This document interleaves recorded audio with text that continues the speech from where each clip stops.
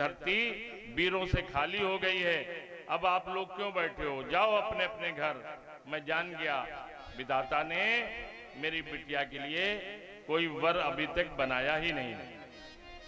अगर मैं ये जान लेता कि धरती वीरों से खाली हो गई है तो मैं प्रतिज्ञा करके अपना उपहास न उड़ाता। जनक बचन सुन सब नर नारी, देख जान कहीं भय दुखारी। माखे लखन कुटिल भई भवें, रज पद फरकत नयन सिरों में। रघुवंशी महु जह कह होई, तह समाज अस कहे न कोई।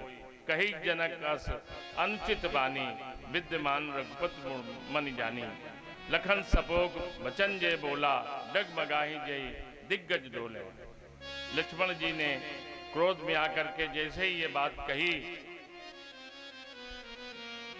जैसे जनक जी ने ये बात कही कि वीरों से धरती खाली हो गई है, लक्ष्मण जी अपने क्रोध को रोक नहीं सके और जैसे शरीर में उनके आग लग गई हो, आंखों से अंगारे बरसने लगे।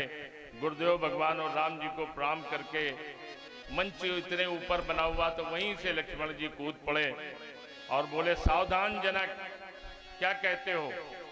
जिस सभा में रघुवंशियों का एक भी बच्चा अगर बैठा हो तो वहां किसी की औकात नहीं है कहने की कि धरती वीरों से खाली हो गई है। और फिर जिस सभा में मेरे भैया बैठे हो वहां आपकी कैसे हिम्मत पड़ गई, कैसे आपकी हिम्मत पड़ गई ये कहने की कि धरती वीरों से खाली हो गई है?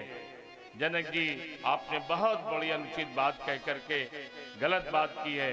आप वीरों की बात करते हो, अरे ये धनुष की बात क्या, मैं तो पूरे ब्रह्मांड को उठा करके, कच्चे घड़े की बात उसे उठा करके चूर चूर करूंगा, तोड़ तोड़ करके।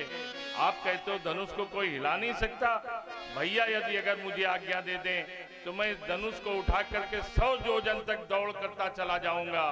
और अगर ऐसा न कर सकूं तो भैया मैं आपकी सौगंध खा के कहता हूं, आज के बाद कभी धनुष को हाथ नहीं लगाऊंगा, धनुष नहीं उठाऊंगा। लक्ष्मण जी की बात, लक्ष्मण जी के गरजते ही पूरा ब्रह्मांड कांपने लगा, पूरा ब्रह्मांड हिलने लगा। राजाओं के मुकुट गिर गए, राजा अपने अपने सिंगानों से लुढ़क गए।